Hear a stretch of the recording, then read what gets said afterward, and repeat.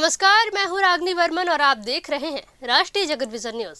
आम आदमी पार्टी नेता आतिशी मारलेना पर सिख धर्मगुरु के अपमान करने का आरोप लगा है। इसके बाद दिल्ली सरकार के मंत्री कपिल मिश्रा ने एक पोस्टर जारी किया है जिसमें लापता आतिशी मारलेना लिखा है।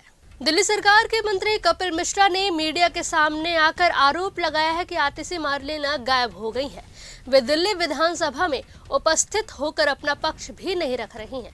इसके पहले इस घटनाक्रम में दिल्ली विधानसभा के अध्यक्ष विजेंद्र गुप्ता ने आतिशी मारलेना की वीडियो को फॉरेंसिक जांच के लिए भेजा था, लेकिन फॉरेंसिक के मुताबिक वीडियो में किसी तरह की छेड़छाड़ नहीं की गई है।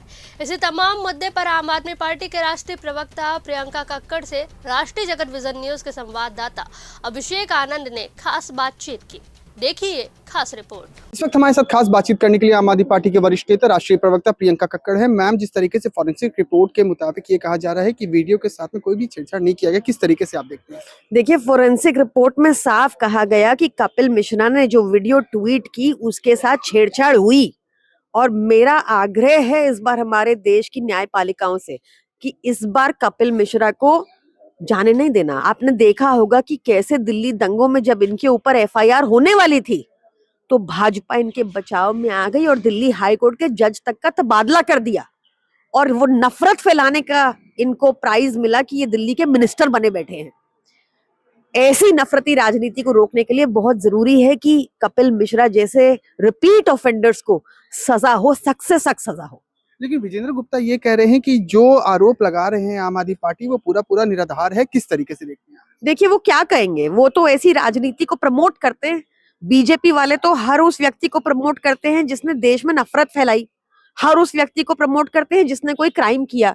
इनकी पूरी पार्टी क्रिमिनल से भरी हुई है, तो वो तो प्रमोट ही करेंगे ऐसे व्यक्ति को जो इनका एक एजेंडा को फुलफिल करता है, लोगों के बीच में नफरत फैलाने का काम करता है।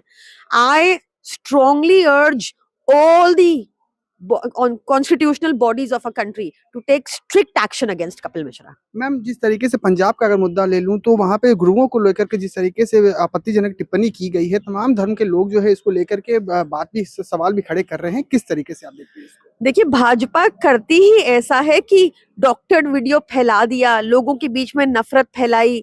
आपने कपिल मिश्रा के 2020 के वीडियो भी देखे होंगे, उसमें किस तरह की उनकी भाषा रही। साथ में पुलिस वाले को खड़ा करके, पुलिस वाले मना भी कर रहे हो तो भी वो बोलते हैं। उनको इतना कॉन्फिडेंस कैसे आ रहा है? क्योंकि वो बार बार बच जाते हैं। तो इस बार बहुत जरूरी है कि उनको बचने ना दिया जाए और उनके ऊपर सख्त से सख्त कार्रवाई हो, ताकि ये जो मुद्दों पे चर्चा होती है वो देश के मुद्दों पे आ पाए और वो अपने नेफेरियस इंटेंट में, कपिल मिश्रा अपने नेफेरियस इंटेंट में कि लोगों के बीच में डिसहार्मनी पैदा करें, I hope he fails miserably this time. आखिरी सवाल ये रहेगा मैम, आपने अभी कहा कि बीजेपी जो है वो सपोर्ट करती है, जब भी इस तरीके की बयानबाजी होती है तो उसके खिलाफ में खड़ी हो जाती है।